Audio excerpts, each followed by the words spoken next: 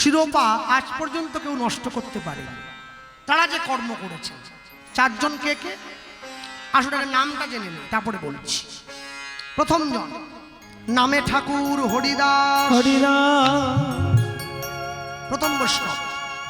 আস্তে, হরিদাস ঠাকুরের মতো এত হরিনাম আজ পর্যন্ত কোনো বৈষ্ণব করতে পারে নাই।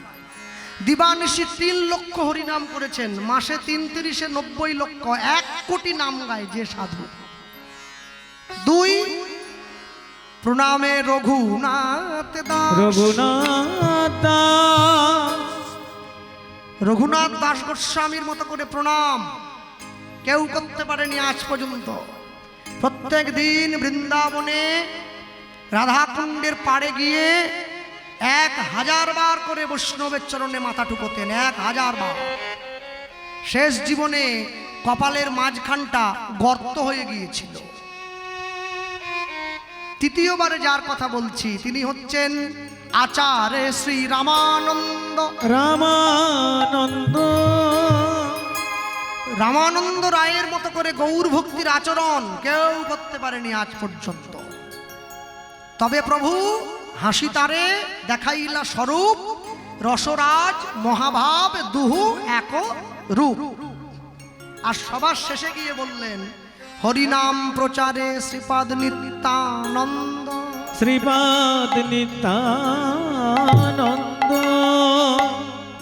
নিতাই চাঁদের মতো করে হরিনাম প্রচার আজ পর্যন্ত কেউ করতে পারেনি। মার খেয়ে পর্যন্ত হরিনাম দিল, মেরেছিস কলসির কানা, তা বলে কি প্রেম দেব না? এ কথা নিতাই চাঁদি প্রথম জগাই মাধাইয়ের সামনে দাঁড়িয়ে বলে উঠেছে। ওই দ্বিতীয়বারে যার কথাটা বললাম আমরা সেই পরম বৈষ্ণবের জীবনী আজকে শুনছি। আস্তে, যার মন্দিরে বসে শুনছি, আমি তো একটু দেরি করে পৌঁছেছি আজকে আপনাদের এইখানে। হ্যাঁ, তো একখানি বই আমাকে দিয়েছেন কমিটির বাবুরা গিয়ে, তো আমি সঙ্গে সঙ্গে ওইটুকু সময়ের মধ্যে তো বই পড়া যায় না, গানের 1 ঘন্টা আগে আমি এসেছি। তো আমি একটু একটু পৃষ্ঠা উল্টাতে ছিলাম, তারপরে দাদাজি গিয়ে আমাকে বললেন যে এই মন্দির, এই শ্রীমন্দিরের এই বাবাজি মহারাজই হচ্ছেন শ্রীমন্দিরের প্রধান উদ্গাতা, কিন্তু 2টি কর্ম তিনি সম্পূর্ণ করেছেন। একটি হচ্ছে তিনি জীবনে কোনো পরনারী স্পর্শ করেন নাই, এটি একটি। আর দ্বিতীয়ত তিনি বললেন যে বাবাজি মহারাজ জীবনে কোনো দিন কোনো অর্থে হাত দেন নাই, যা করেছে তার ভালোবাসার মানুষ, তার ভক্তরা তাকে এই সমস্ত কিছু করে দিয়েছে। এখন এই কথাটি শুনতে বড় ভালো লাগলো যে জীবনে কোনো নারী স্পর্শ করেন নাই, কিন্তু এ কথার বাস্তব প্রকাশ করা বড় কঠিন। শুনতে ভালো লাগে, রান্না খেতে বড় ভালো লাগে, কিন্তু যে রান্না করেছে সে জানে রান্না করতে কতটা কষ্ট হয়েছে। ঠিক তেমনি মনে রাখবেন, রামকৃষ্ণ পরমহংসদেব বলতেন কাজলের ঘরে থাকলে গায়ে কালি লাগবেই, কিন্তু কাজলের ঘরে থেকেও যার গায়ে কালি লাগে নাই সেই হচ্ছে প্রকৃত সাধু। তা আজকে যখন উনি বলছিলেন তখন আমার সেই কথাটা মনে পড়েছিল শুনে, যে জগতে মানুষ যাই করুক না কেন, দেবরাজ ইন্দ্র বড় বড় ঋষি মুনি ঋষি নারীর কাছে টলে গিয়েছে, ওই জায়গায় সব শেষ, কিন্তু তিনি সেই কর্ম থেকে দূরে থেকেছেন। আর দূরে থেকেছেন বলেও তিনি কিন্তু তার দেহটা প্রাপ্তি হয়ে গেছে ঠিকই, তিনি কিন্তু আমাদের মাঝে রয়ে গেছেন। হ্যাঁ, আমাদের মাঝে রয়ে গেছেন। হয়তোবা এই স্থানে বসে এই শরীরে না হোক সূক্ষ্ম দেহে ভগবানের কথা আস্বাদন করছেন, হয়তো আগামী দিনগুলিতেও তিনি এইভাবে আস্বাদন করবেন। আর আমি, যারা এই স্থানীয় এলাকার মানুষজন যারা ছুটে এসেছেন কীর্তন শোনবার জন্যে, যারা বসে আছেন, আমি সব সময়ের জন্য বলবো যারা আসেন প্রতি বছর, দয়া করে আপনারা এই অনুষ্ঠান, মন্দিরে অনুষ্ঠানে এসে বসবেন, কীর্তন অনুষ্ঠান হোক বা অন্য কোনো অনুষ্ঠান সভা হোক, কিন্তু দয়া করে চেষ্টা করবেন যেন কোনোভাবেই অনুষ্ঠানের মাধ্যমে শ্রীমন্দিরের এই পরিবেশ নষ্ট না হয়ে যায়। আগামী দিন বাউল গান আছে, আমি হ্যান্ডবিল দেখলাম।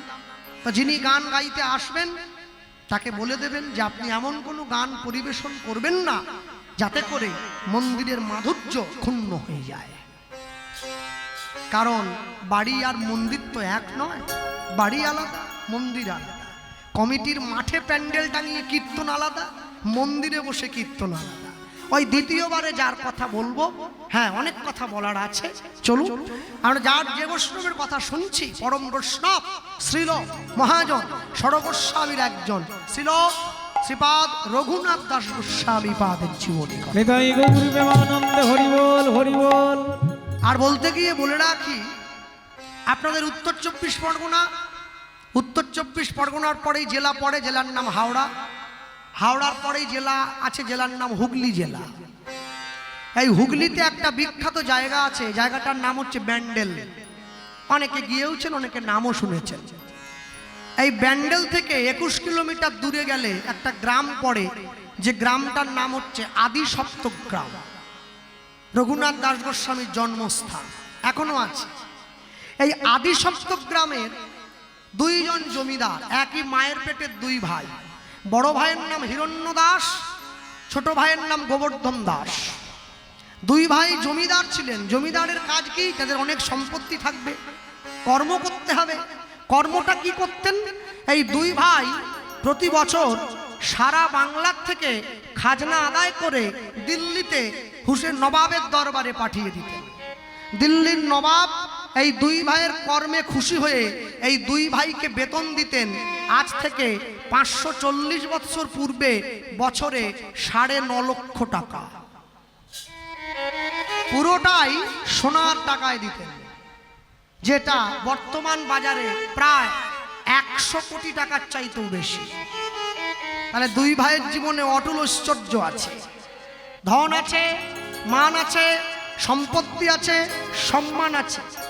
দুই ভাইয়ের জীবনে একটা অপূর্ণতা রয়ে গেছে। অপূর্ণতাটা কি? দুই ভাইয়ের এই জমিদারি ভোগ করবার জন্য কোনো সন্তান সন্ততি দুই ভাইয়ের মধ্যে কারণ নাই। ভগবান সবাইকে সবটা পূরণ করে দেন না। কেন? ভগবান জানে আমি যদি পূরণ করে দেই মানুষ আমাকে আর ডাকবে না। কোকিলকে কণ্ঠ দিল, রূপটা কেড়ে নিল। ময়ূরকে রূপ দিল, কণ্ঠটা কেড়ে নিল। সাধুকে সন্তুষ্টি দিল, সংসার কেড়ে নিল। সংসারী জীবকে সংসারে ভোগ বাসনা দিল, কিন্তু সুখটা কেড়ে নিল। দুই ভাই নিত্য নিত্য গোবিন্দের কাছে গিয়ে কাঁদে, প্রভু একটা সন্তান দাও। আমাদের মৃত্যুর পরে আমাদেরকে বাবা বলে কে ডাকবে? আমাদের জন্য পিণ্ড কে দেবে? এই জমিদারিটা কে ভোগ করবে? ভগবান বলে না, দেব না। কেন? সন্তান দেইনি বলে তোরা আমাকে ভালোবাসছিস, দিয়ে দিলে আর বাসবি না। হ্যাঁ, মানুষ যখন দুঃখে থাকে তখনই ভগবানকে ডাকে, মানুষ যখন সুখে থাকে আর ভগবানকে ডাকে না। এই যে মায়েরা বসে আছে, আজকে তিলক টিলক সেবা করে একবারে সুন্দর বসে আছেন, সব দিন তো আর তিলক সেবা করেন না। আমার দায় পড়েছে বলে আমি করছি, আপনার তো দায় পড়েনি তো, কেন করবেন? তা মায়েরা যখন সন্ধেবেলা করে টিভিতে সিরিয়াল দেখেন, একবারও ভগবানকে বলেন নাকি যে হে প্রভু রাধা মাধব, তোমার কৃপায় এই ভালো সিরিয়ালটা দেখতে পাচ্ছি? বলো, কেউ বলো না। আর যখনই সিরিয়াল দেখতে গিয়ে ঝুপ করে কারেন্ট চলে যায়, অমনি ডাকা শুরু হয়ে যায়, হে গোবিন্দ আর 10 মিনিট পরে গেলে। আহা, সিরিয়ালটা দেখেই উঠতে গেছে, এতক্ষণ সুখে ছিল, ডাকেনি, যেই দুঃখে পড়েছে অমনি ভগবানকে ডাকছে। হ্যাঁ, যখন বাড়ির সন্তানটা সুস্থ থাকে তখন ভগবানের মন্দিরে পুজো দাও না, যেই সন্তানটার অসুখ করে অমনি পুজোর ডালা সাজিয়ে নিয়ে ছুটে মন্দিরে চলে যাও। সুখের দিনে ভগবানকে ডাকতে হয়। আজকে দুই ভাই মিলে যুক্তি করে ভগবানের মন্দিরে গিয়ে ভগবানের চরণটা জড়িয়ে ধরল। ভগবানের চরণটা জড়িয়ে ধরে দুই ভাই ভগবানকে বলে উঠল, এতদিন পর্যন্ত সন্তান চেয়েছি নিজেদের জন্যে, আজকে সন্তান চাইছি তোমার সেবার জন্যে, দিয়ে দাও। এইবারে ভগবান দেখছে এ তো বিপদ হয়ে গেল। এতদিন নিজেদের জন্য চেয়েছে, আমি দেই নাই, কিন্তু এবার তো আমার সেবার জন্য চাইছে, কি করে মুখ ফেরাবো? আর তো মুখ ফেরাতে পারবো না। দুই ভাই গোবিন্দ চরণে পড়ে বলে উঠছে, আমরা চলে যাওয়ার পরে তোমার সেবা কে করবে? এই জন্য সন্তান দাও। দুই ভাই ভগবানের চরণ জড়িয়ে ধরল। জয় রাধা রমন জয় কুঞ্জ বিহারী। উলুধ্বনি জয় রাধা রমন জয় কুঞ্জ বিহারী। জয় রাধা রমন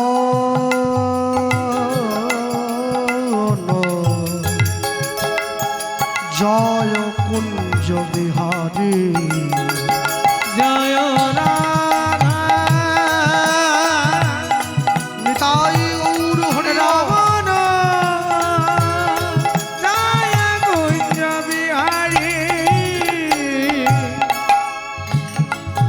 জয় যশোদা নন্দন জয় যশোদা নন্দন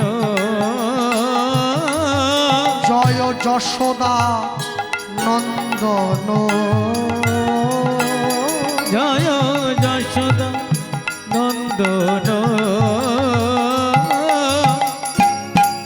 বৃন্দাবন হৃদি বিহারী। জয় রাধা রমন জয় কুঞ্জ বিহারী। জয় রাধা রমন জয় কুঞ্জ বিহারী। নবীন নিরদন জয় শ্যাম সুন্দর মদন মোহন বংশীধারী। নবীন নিরদন জয় শ্যাম সুন্দর মদন মোহন বংশীধারী। জয় কালীয় দমন জয় কালিয় দমন জয় কালীয় দমন জয় কালিয় দমন বৃন্দাবন হৃদি বিহারী। জয় রাধা দেখা দাও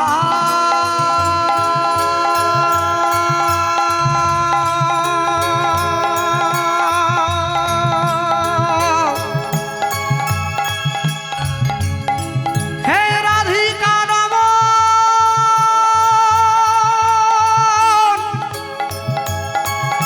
গোপীজন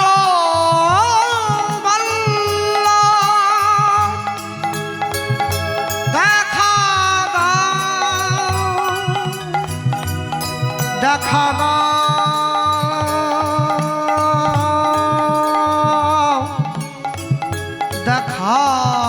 দাও। জয় কালীয় দমন জয় কালিয় দমন বৃন্দাবন হৃদি বিহারী। জয়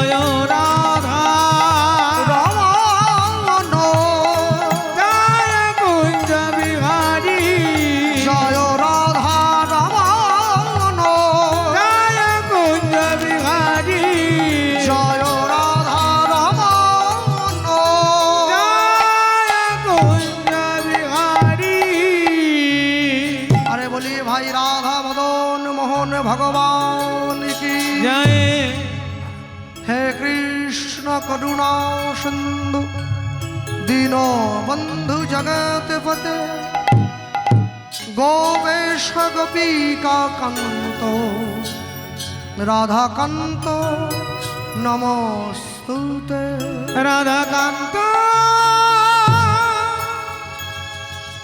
নমস্তুতে। ভগবান জীবনে দুবার হাসে। কখন? যখন নার্সিংহোমের বিছানায় রুগী গিয়ে শুয়ে থাকে, ডাক্তার গিয়ে রুগীর সামনে দাঁড়িয়ে বলে আপনার কোনো চিন্তা নেই, আমি যখন আছি আপনি বাঁচবেন। ভগবান হাসছে, ডাক্তারের দিকে থাকে, বলে হ্যাঁ গো ডাক্তার, তুমি যে ওকে বাঁচার গ্যারেন্টি দিলে, তুমি নিজে কতক্ষণ বাঁচবে তোমাকে সে গ্যারেন্টি কে দিল? আরেকবার ভগবান হাসে, যখন দুই ভাই ফিতা ফেলে জায়গা ভাগ করে, তোর 5 কাঠা আমার 5 কাঠা। ভগবান হাসছে, কার সম্পত্তি কাকে দাও রে? মাটির দেহ মাটি হবে, পুড়ে হবে ছাই, এ দেহ তোর পচা দেহ, গরব কিসের ভাই? আজকে ভগবান হাসছে না, আজকে ভগবানের চোখে জল এসেছে। কেন? ভক্তের অহংকার, ভক্তের চোখের জল তো সহ্য করতে পারবো না। দুই ভাই যখন গোবিন্দ চরণে নয়নের জল দিয়েছে, আর ভগবান থাকতে পারল না, দৈববাণী করল অচিরাতে তোমাদের ঘরে এক পুত্র সন্তান জন্ম গ্রহণ করিবে। জন্ম গ্রহণ করিবে। আমার ভক্তির বলে সন্তান বলবান হইবে। বলবান হইবে। এই সন্তান না রহিবে তোমাদের ঘরে। তোমাদের ঘরে। জগৎ মাঝে আমার লীলা কথা, আমার লীলা কথা প্রচার করিবে দ্বারে দ্বারে। জগতে আমার লীলা কথা প্রচার করিবে দ্বারে দ্বারে। দুই ভাই ভগবানের মন্দিরে প্রণাম করে বেরিয়ে এসছে।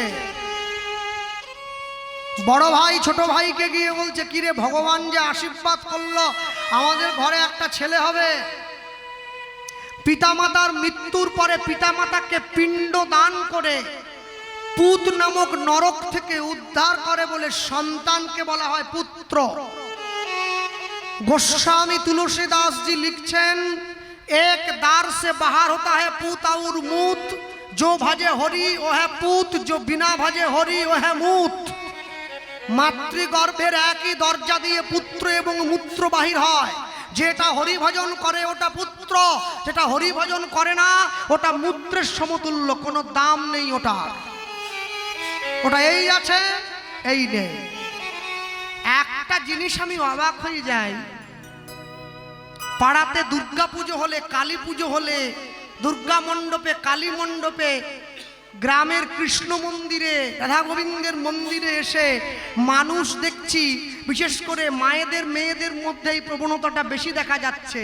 তারা ভগবানকে পিছন দিকে দিয়ে সেলফি তোলে, মানে ছবি তোলে। ভগবানকে পিছন দিকে খাড়া করে এইভাবে ফোনটা উপরের দিকে। ভগবান তোমার বাড়ির লোক নাকি? হরিনাম এতই খাবলা খাবলা গায়ে নাই, ছাল বাকলা রামায়ণ গায়ে একলা একলা, যা ইচ্ছা হলো করলে। ভগবানকে পিছন দিকে দিয়ে ছবি তুলছো। হ্যাঁ, তুমি যখন বিয়ে বাড়িতে যাও তুমি জানো কিরকম পোশাকটা পরে যেতে হবে, কোনটা পরলে তোমাকে আরো অ্যাট্রাকটিভ লাগবে, যাকে তোমাকে মানুষ নোটিস করতে পারে। তুমি যখন শ্রাদ্ধ বাড়িতে যাও তুমি সাদা পোশাক পরে যাও, কারণ ওটা শোকের বাড়ি, পবিত্র বাড়ি। হ্যাঁ, তুমি অন্নপ্রাশন বাড়িতে যাও সিম্পল লুকে যাও। তুমি সব জায়গায় গিয়ে পোশাক পরতে পরতে ভুলে যাও না। তুমি মন্দিরে আসো কি পরে? একটা জিন্সের প্যান্ট পরে মন্দিরে আসছো বাড়ির মেয়েকে সঙ্গে নিয়ে, 10 জায়গায় ছেঁড়া আছে। বাঙালির রুচিবোধ বড় নিম্নগামী, বড় নিম্ন। মানুষ ভুলে যায় যে কোন ধরনের পোশাক পরে মন্দিরে যেতে হয়, কোন ধরনের পোশাক পরে সাধুগুরু বৈষ্ণবের আশ্রমে যেতে হয়। কোন ধরনের পোশাক পরে সাধুগুরু বৈষ্ণবকে প্রণাম করতে হয় সেই বোধ মায়েদেরই নেই, তো তার মেয়েদের থাকবে কি করে? মায়ের শিক্ষা আগে হলে শিশু শিখবে মায়ের কোলে। হ্যাঁ, একটা জিনিস পরিষ্কার করে মনে রাখবেন, যারা বসে আছেন এই জায়গায়, সবার আগে আপনি সনাতন হিন্দু ধর্মের একজন মানুষ, এটা ভুলে যাবেন না। আপনি বৈষ্ণব হয়েছেন কি হননি, ব্রাহ্মণ হয়েছেন কি হননি, এ প্রসঙ্গ ছেড়ে দেন। আগে মনে রাখুন আপনি একজন সনাতনী।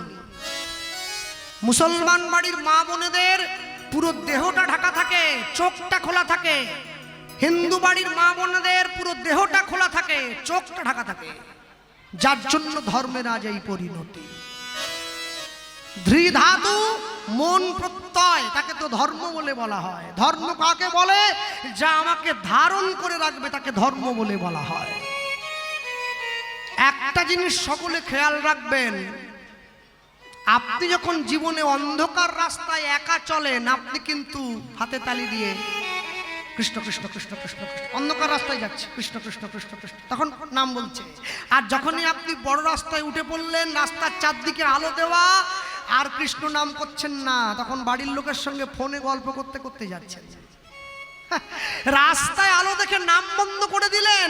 জীবনের রাস্তা তো আরো বড় অন্ধকারে ভরা, ওই রাস্তায় চলতে গেলে নামের আলো তো জ্বালতেই হবে, না হলে সব প্রদীপ তো নিভে যাবে। যারা বসে আছেন এই জায়গায়, সব সময়ের জন্য একটা জিনিস পরিষ্কার স্মরণে রাখুন, নাম করতে হবে। হরিনাম করবেন, অন্তরে গুনু গুনু গুনু গুনু করে সব সময় নাম করবেন। আপনি স্নান করতে করতে করবেন, বাথরুমে গিয়ে করবেন, শ্রাদ্ধ বাড়িতে গিয়ে করবেন, বিয়ে বাড়িতে গিয়ে করবেন, অন্নপ্রাশন বাড়িতে গিয়ে করবেন, শুভ কাজে করবেন, অশুভ কাজে করবেন, মেয়ের বিয়ে দিতে গিয়ে করবেন, মেয়ের ছেলে দেখতে গিয়ে করবেন, নাম করবেন। নাম যদি না করেন কলিজীবের গতি নাই। গলেও নাচতে বো নাচতে বো নাচতে বো, গতির অন্যথা। গতি নাই, গতি নাই, গতি নাই। এত সুন্দর প্রসাদ দিচ্ছে মায়েরা সকল হাতে হাতে, আম, খই, দই, চিড়ে, টপ টপ করে তো নিয়ে একবারে কপালে ঠেকিয়ে গপ গপ করে মুখে চালান করে দিচ্ছেন। তা প্রসাদটা গপ গপ করে মুখে চালান করে দেওয়ার আগে কপালে ঠেকিয়ে একবার ভগবানকে জিজ্ঞাসা করেছেন, প্রভু তোমার সেবা হয়েছে তো?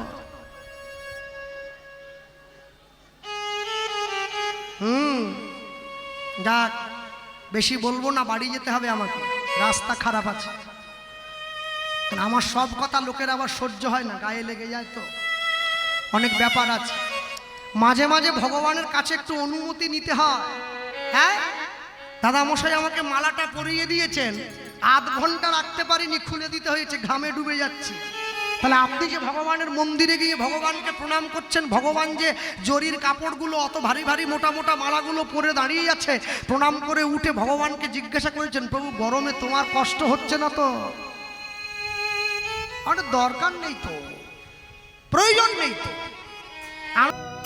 ওই জন্য পুতুলকে জিজ্ঞাসা করার দরকার নেই, নিজেরটা 16 কলা পূর্ণ হলেই হলো। মাঝে মাঝে ভগবানকে একটু জিজ্ঞাসা করবেন, তারও কষ্ট হয়। আপনি যদি ঈশ্বরের কষ্ট অনুভব করেন না, ঈশ্বর আপনার কষ্ট অনুভব করবে।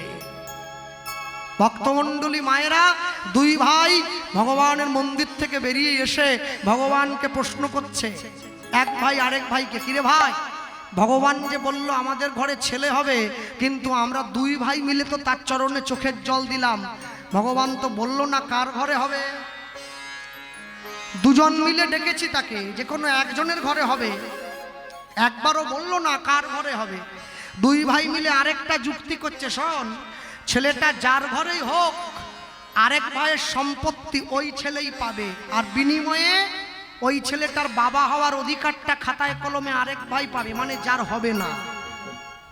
এরপরে ছোট ভাই বলছে, আচ্ছা ভগবান যে বলল ছেলেটা ঘরে থাকবে না, সাধু হয়ে বেরিয়ে চলে যাবে, তার জন্য কি হবে? সেই যদি ছেলে চলেই যাবে তাহলে নিয়ে লাভ কি হলো? এইবারে বড় ভাই বলছে, কি বললি, ছেলে সাধু হবে? আচ্ছা, ছেলে হোক একবার, সাধু সাধু হওয়া বের করে দেবো একবার। মন্দিরই রাখবো না, মন্দির ভেঙে দেবো, মন্দিরের বিগ্রহ নদীর জলে ভাসিয়ে দেবো। কিসের সাধু? না থাকবে বাঁশ, না বাজবে বাঁশি। দুই ভাই, শুভদিন শুভক্ষণ। বড় ভাই হিরণ্য দাসের ঘরে কোনো সন্তান হয় নাই, ছোট ভাই গোবর্ধন দাসের স্ত্রীর কোল আলো করে একটা পুত্র সন্তানের জন্ম হয়েছে। বড় ভাই ছুটে এসেছে, ভাই আজ থেকে আমার সম্পত্তির অধিকার তোর ছেলে পেল, কিন্তু বিনিময়ে তোর ছেলের বাবা হওয়ার অধিকারটা আমায় একটু দে। দুই ভাইয়ের নাম মিলিয়ে ছেলেটার বাবার নাম রাখা হচ্ছে হিরণ্য গোবর্ধন দাস। গ্রামের লোক ছুটে এসেছে, জমিদার মশাই যেমন করে রামচন্দ্র নিজের রাজ্যের প্রজাদেরকে পালন করতেন, সেইভাবে আপনার ছেলেও আমাদের রাজ্যবাসীর কল্যাণ করবে। ছেলেটার নাম দিন রঘুনাথ। নাম হয়ে গেছে। রঘুনাথ দাস লেখাপড়া করতে যাচ্ছে গুরুদেবের আশ্রমে। রঘুনাথ দাসের গুরুকে ওই হুগলি জেলার চাঁদপুরে বলরাম আচার্য প্রভু, রঘুনাথ দাসের গুরুদেব। গুরুদেবের চরণে রঘুনাথ দাস গিয়ে প্রণাম করছে। সোনার পালকি থেকে নেমেছে। জমিদারের ছেলে হলে কি হবে? সংস্কারটা ভোলেনি। এই যে মায়েরা কথা বলো না, ছেলেকে বাইক নয়, ছেলেকে মোটরসাইকেল নয়, জীবন দাও। মেয়েকে মোবাইল নয়, সংস্কার দাও। রঘুনাথ দাসকে সংস্কার দিয়েছে তার বাবা মা। গুরুদেবকে প্রণাম করছে। জয় জয় শ্রী গুরু, গুরু আমার প্রেম কল্প তোর। উলুধ্বনি জয় জয় শ্রী গুরু, গুরু আমার প্রেম কল্প তরু। জয় জয় শ্রী গুরু, গুরু আমার প্রেম কল্প তরু। হরি হরি বল, হরি জয় বল। জয় শ্রী গুরু, গুরু আমার প্রেম কল্প তরু। বড় অদ্ভুত যাকো পরকাশ, বড় অদ্ভুত যাকো পরকাশ, বড় অদ্ভুত যাকো পরকাশ, বড় অদ্ভুত যাকো পরকাশ।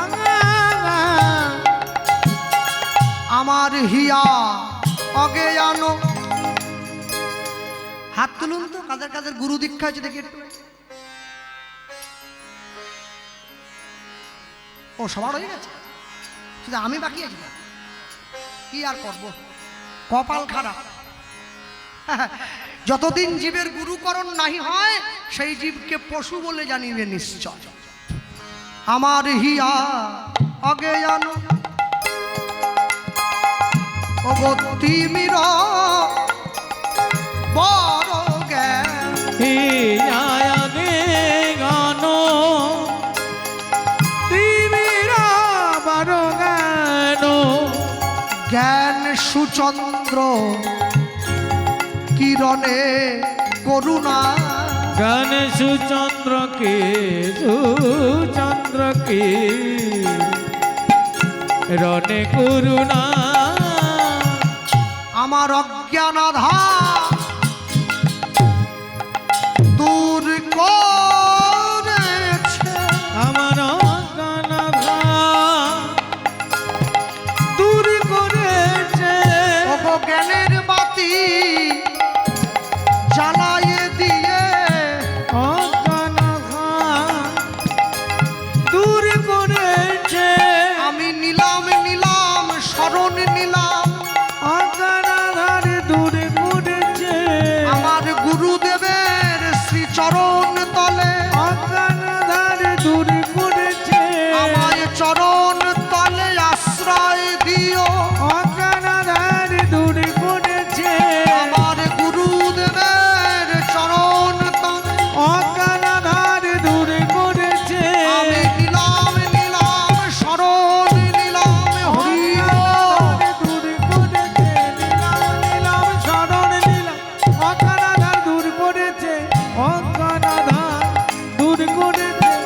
গণেশু চন্দ্র কি সুচন্দ্র কি রণে করুণা গণেশু চন্দ্র কি সুচন্দ্র কি রণে করুণা গুরু ব্রহ্মা গুরু বিষ্ণু গুরু বিষ্ণু গুরুদেব মহেশ্বর মহেশ্বর গুরুরেব পরম ব্রহ্ম পরম ব্রহ্ম তস্मै শ্রী গুরবে নমঃ। তস্मै শ্রী গুরবে নমো নমো গুরবে নমো নমো। গুরুদেবের চরণে প্রণাম করে যেই রঘুনাথ দাস উঠে দাঁড়িয়েছে, গুরুদেব সঙ্গে সঙ্গে রঘুনাথ দাসকে বুকে জড়িয়ে ধরে বলে উঠল, রঘুনাথ, তুমি যে আমার আশ্রমে এলে, আমার আশ্রমে লেখাপড়া করবার জন্যে, একটা কথা আমায় বলো তো বাবা, তুমি কি আমার আশ্রমে থাকবে? হ্যাঁ। কি কাজ করবে? এ তো বাড়ি নয় যে তোমার দাস দাসী সব চারদিকে ঘুরে বেড়াবে, হাতের ওপরে সব দেবে। এ তো আশ্রম। কি কাজ? আমি আমি গোবিন্দের জন্য ফুল তুলবো, গোবিন্দের জন্য মালা গাঁথবো, গোবিন্দকে শৃঙ্গার করবো। গুরুদেব মনে মনে ভাবছে, বারে ছেলেটার তো ভালোই মন আছে দেখছি। হ্যাঁ, কোটি কোটি জন্মের থাকে যদি সুকৃতি সংস্কার, তবে তার ভাগ্যে হয় বৈষ্ণব আচার। সবার হবে না, কি করে হবে? যারা বসে আছেন এখানে, তুলসীর মালা সকলে পড়বেন, প্রত্যেকে পড়বেন, কেউ যেন বাদ না যায়, সবাই পড়বে। লোকে বলে, দাদা আমি এখনো মাছ খাচ্ছি, খান না, যার যা মনে চায় খান, কিন্তু মালা পড়বেন। যারা আমিষ খান, মালাটা কণ্ঠের থেকে নামিয়ে পড়বেন। যারা নিরামিষ সেবা করেন, কণ্ঠের সঙ্গে লাগিয়ে পড়বেন। তবে পড়বেন কেন জানেন? লাইনে দাঁড়ান, তবে তো ডাক পাবেন। আকাশের শোভা চাঁদ, চাঁদের শোভা তারা, বৃন্দাবনে কৃষ্ণ শোভা, নদীয়ার শোভা গোরা, গ্রামের শোভা বাড়ি আর রাস্তার শোভা গাড়ি, মুসলমানের শোভা তার বড় বড় দাড়ি। বাঙালি হিন্দুরা সংসারে পড়ে ভোগ করে কত জ্বালা, তবু তারা গলায় দিল না দুপে তুলসীর মালা। মালা পড়বেন। একটা মুসলমান আরেকটা মুসলমানকে দেখলে সম্মান করে, টুপি পরে আছে তো। একটা হিন্দু আরেকটা হিন্দু বৈষ্ণবকে দেখলে কটু কথা বলে, এটা ধর্মের পতনের সব থেকে বড় জায়গা। পৃথিবীতে সেই সমস্ত জাতি বিনষ্ট হয়ে গেছে, যে সমস্ত জাতি নিজের ধর্মকে সম্মান করতে শেখে নাই, তারাই নষ্ট হয়ে গেছে। শুধু মন্দিরে যাব, প্রসাদ পাবো, পাখার তলায় বসবো, তারপরে বাড়ি এসে শুয়ে পড়বো, এই জন্য মন্দির নয়। মন্দিরে যাওয়া হয় মনের বিকাশ ঘটাবার জন্যে, মনটাকে প্রস্ফুটিত করবার জন্যে। এমনি এমনি হবে কি? ভক্তমণ্ডলী ভক্তিমতী মায়েরা গুরুদেবের আশ্রমে দুই ভাই রঘুনাথ দাসকে রেখে দিয়ে নিজের ঘরে ফিরে গেছে। একদিনকে সেই গুরুদেবের আশ্রমে কে আসছেন? নামাচার্য ছিল ঠাকুর হরিদাস। তিনি এসছেন ওই আশ্রমে। হরিদাস ঠাকুর বসে আছেন। আশ্রমের সকল ছাত্ররা হরিদাস ঠাকুরের সম্মুখে গিয়ে বসেছে, রঘুনাথ দাস সকলের সামনে গিয়ে বসেছে। কেন? ও তো আগে থেকেই একবারে ঠিক হয়ে আছে, সামনে সামনে থাকবে, আগের দিকে গিয়ে বসে আছে। হরিদাস ঠাকুর বলছে, জানো তো, এতদিন পর্যন্ত যে নবদ্বীপে ছিল, যে বৃন্দাবনে ছিল, দ্বারকায় ছিল কৃষ্ণ হয়ে, সেই তো কলিযুগে গৌর হয়ে এল। হ্যাঁ, হরিদাস ঠাকুর বলে বেড়ায়, এসেছে ব্রজের বাঁকা, এসেছে ব্রজের বাঁকা। বসো বসো বসো, মায়েরা দেখতে পাচ্ছে না, বসো বসো। এসেছে ব্রজের বাঁকা, এসেছে ব্রজের বাঁকা। এদের একটা আবার টেনশন আছে, কি জানেন তো? এদের টেনশনটা কি বলুন তো? এরা খোল বাজিয়ে তো, লোক যদি বাড়ি চলে যায় এদের আবার টেনশন হয়, হ্যাঁ লোক চলে গেল। আরে সব ধান কি ভিজবে নাকি? কিছু ধান তো আগড়া হয়ে জলে ভেসে যাবে নাকি? ধানের চাষ, সব ধান কি গামলায় ভেজে? কিছু ভেসে চলে যায়, যেগুলোর মধ্যে চাল নেই, তো সবাই বসবে নাকি? কিছু চলে যায়, জোর করে বসাবেন নাকি? যদি যাত্রা হতো দেখতেন ভিড়, সামনে বছর যাত্রা করুন দেখি, দেখবেন পুলিশ দিয়ে লোক দিতে হবে। সংসারে অভিনয় করে লোকের আশা মিটে না, এখন অভিনয় দেখতে ছুটে যাচ্ছে। এসেছে ব্রজের বাঁকা, এসেছে ব্রজের বাঁকা, কালো সখা, কালো সখা, আয় তোরা দেখবি যায়, দেখবি যায় তোদের এই সোনার নদী আয়। একটু হাত তোলা যায়, হ্যাঁ, তালি দেওয়া যায়, ডান দিকে জোরে দেন, ওই যে মায়ের হাত দাও, তালি দাও, তালি দাও। এসেছে ব্রজের বাঁকা, এসেছে ব্রজের বাঁকা, কালো সখা, কালো আয় সখা। তোরা দেখবি যায়, দেখবি যায় তোদের এই সোনার নদী আয়। হলুদ ধ্বনি। এসেছে এসেছে ব্রজের বাঁকা, এসেছে ব্রজের বাঁকা, কালো সখা, আই তোরা দেখবি গায়ে, দেখবি গায়ে তোদের এই সোনার নদী গায়ে, তোদের এই সোনার নদী গায়ে। হাত নামিয়েছে কারা? হাত যারা নামাচ্ছে, আমি যাওয়ার সময় পার্টি অফিসে বলে যাব, লক্ষ্মীর ভান্ডার বন্ধ হয়ে যাবে, তুলে থাকো। তার কালো বরণ নাই, ওগো রাই অঙ্গে অঙ্গ মেখে গৌর হলো তাই। হলুদ ধ্বনি। কালো বরণ নাই, রাই অঙ্গে অঙ্গ দিয়া গৌর হলো তাই। ও তার কালো বরণ নাই,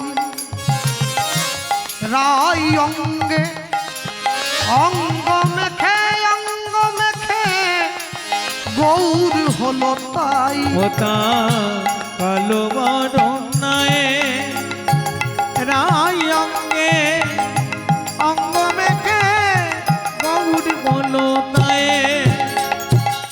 ব্রজের ধুলো খেলা, প্রেমের খেলা খেলতে এলো নদিয়ায়, নদিয়ায়।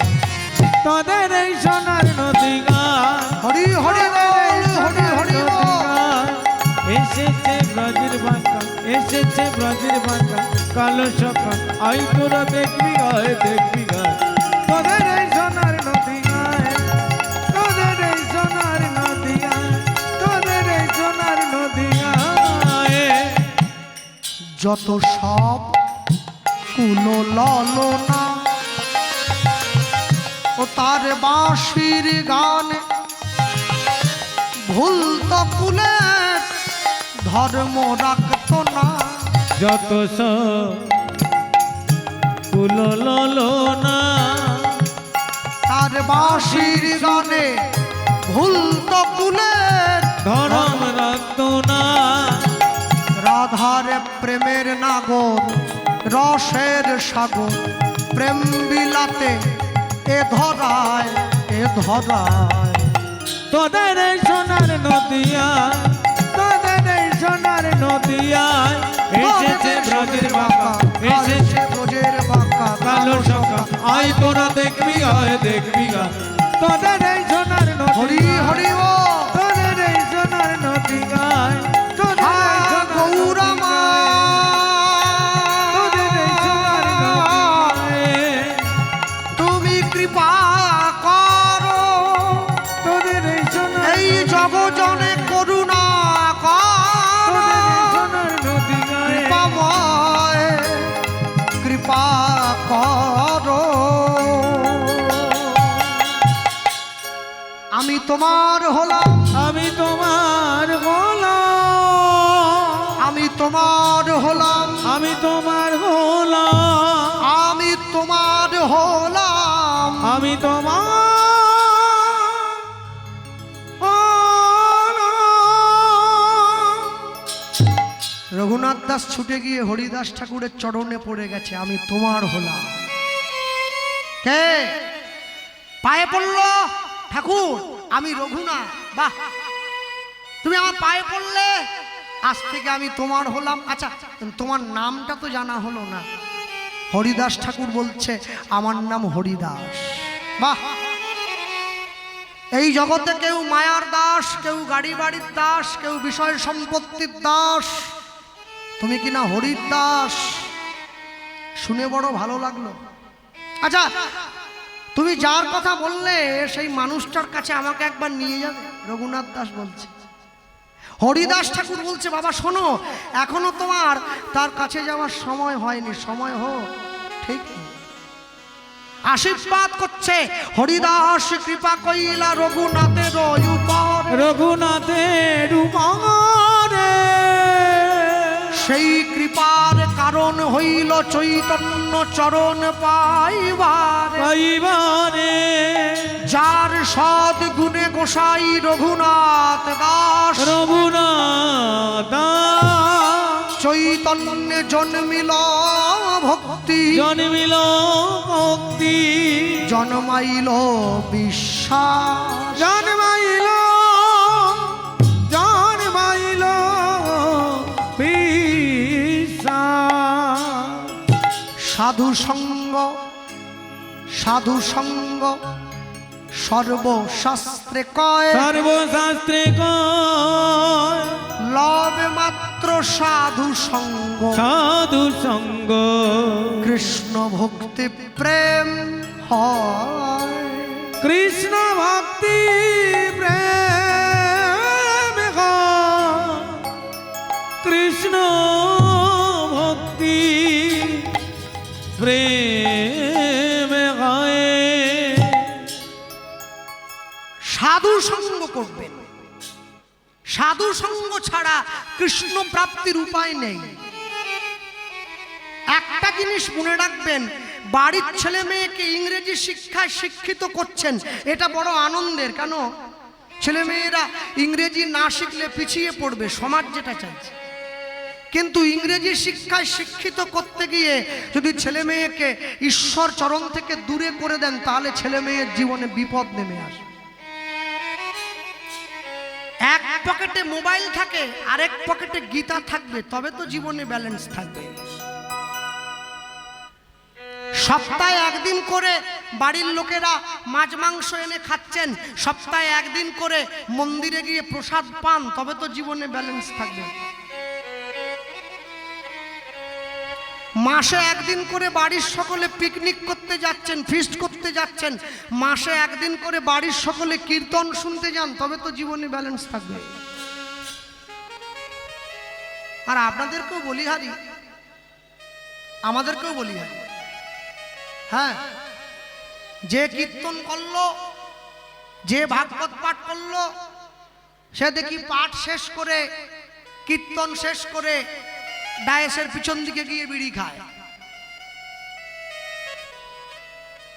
তাহলে যে মুখে হরিনাম হয় সে মুখে আবার বিড়ি ওঠে নাকি? হ্যাঁ, আমার বাবা বলতেন যে মুখ একবার হরিনামের নেশায় মজেছে, সেই মুখ যেন কোনোদিন অন্য কোনো নেশায় না মজে। একটা কথা বলুন তো, এত সুন্দর মন্দিরটা তৈরি হয়েছে মানুষের ভিক্ষায়। যারা বাড়িতে মন্দির নির্মাণ করেছেন, ইট বালি সিমেন্ট টাইলস মার্বেল পাথর দিয়ে, যে মন্দিরটা আপনারা বাড়িতে তৈরি করলেন, সেই মন্দিরটার মূল্য বেশি নয়।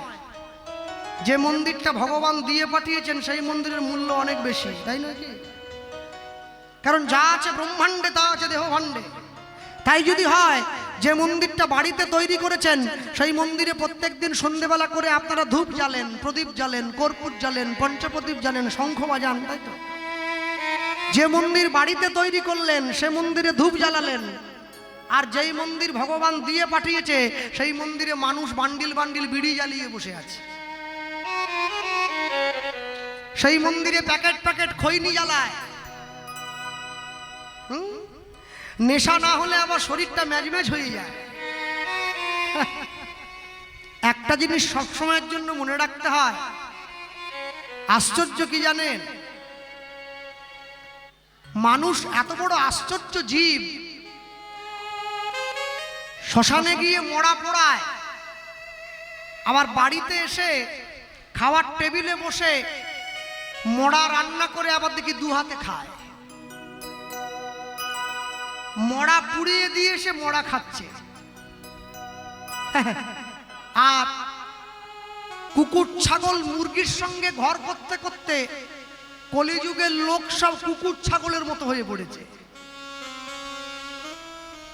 কুত্তা পুষতে পুষতে মানুষের মনোভাব কুকুরের মতো হয়ে গেছে।